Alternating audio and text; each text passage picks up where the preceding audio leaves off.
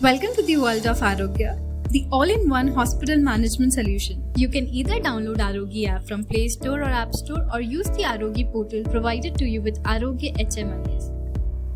Hello everyone. So today I will be showing you the discharge checklist features under the IPD module.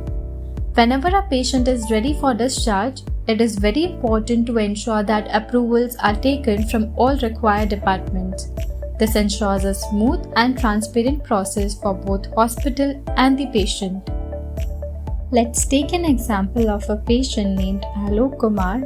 For his discharge, the checklist includes approvals from multiple areas such as the treating doctor, billing, canteen, daycare, diagnostics, lab, nursing stations, and pharmacy. Each of these departments has its own responsible person who verifies and approves before the discharge can move forward. In this case, Dr. Aman Singh has cleared the medical part, billing has been completed, and even the canteen and daycare departments have given their approvals. Similarly, all other sections confirm their clearance.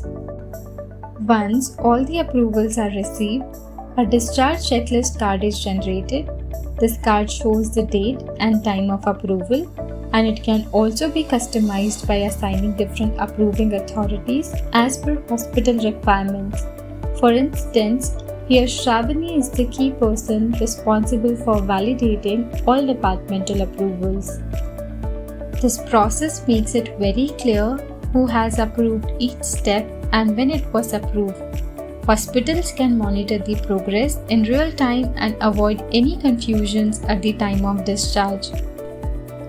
Finally, after all departments have approved, the patient becomes eligible for the final billing process. Once billing is cleared, the patient can be formally discharged and leave the hospital without any pending issues. Thank you for watching.